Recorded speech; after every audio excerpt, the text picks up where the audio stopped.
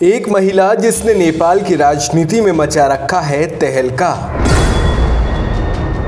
जो रिमोट से चला रही है नेपाल की सरकार,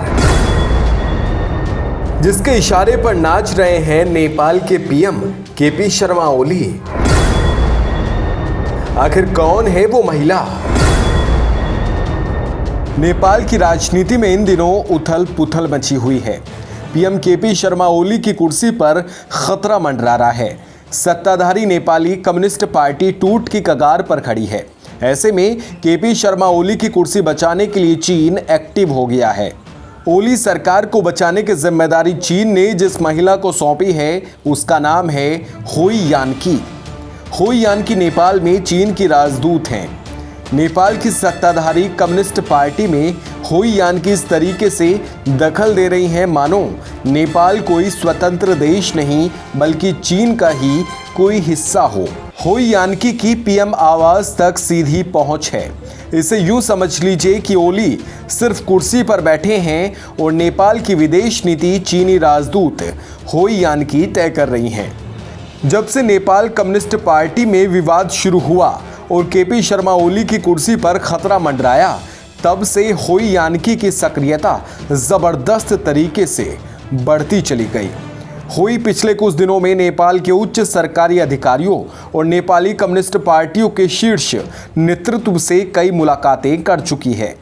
हुई को चीन ने साफ निर्देश दिया है कि हर कीमत पर भारत विरोधी ओली सरकार को बचाना है, क्योंकि चीन जानता है भारत के खिलाफ ओली उनके लिए ट्रंप कार्ड जैसे हैं। चीन से निर्देश मिलते ही हुई यानकी ओली की कुर्सी बचाने की मुहिम में जुट गई।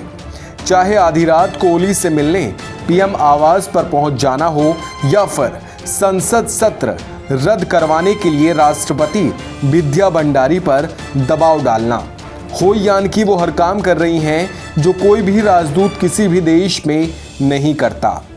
ओली और प्रचंड खेमे के बीच में चल रही महाभारत को खत्म करने में भी हुई मध्यस्थ की भूमिका निभा रही हैं। दोनों ही खेमों के नेताओं से हुई कई दफ़ा मुलाकातें कर चुकी हैं। पिछले दिनों जब पीएम केपी शर्मा ओली ने राष्ट्रपति विद्या भंडारी से मुलाकात की तो अटकलें लगाई जाने लगी कि ओली अब पीएम पोस्ट से इस्तीफा देंगे। लेकिन बाद में चीन के राजदूत हुई यानकी ने भी राष्ट्रपति विद्या भंडारी से मुलाकात की।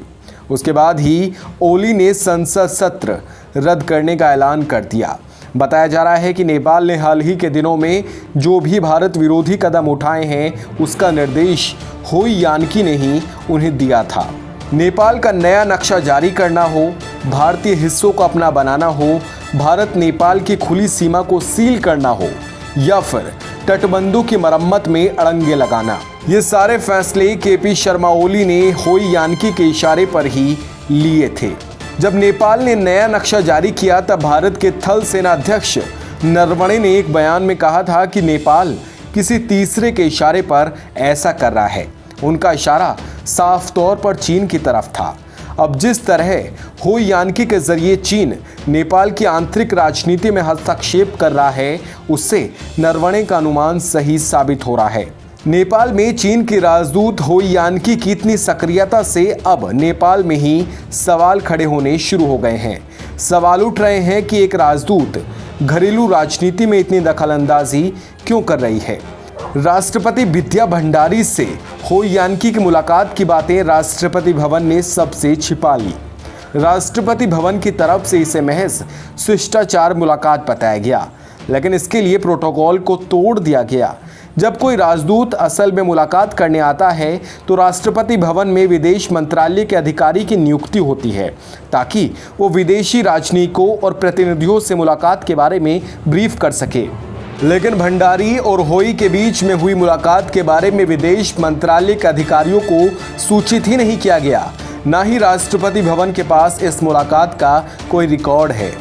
हुई यानकी नेपाल की राजनीति और पीएम ओली को अपनी उंगलियों पर नचा रही है। दिलचस्प बात यह है कि पीएम ओली भी उनके इशारे पर नाच रहे हैं। बाकी आपको क्या लगता है कमेंट सेक्शन में हमें ज़रूर बताइएगा। शुक्रिया।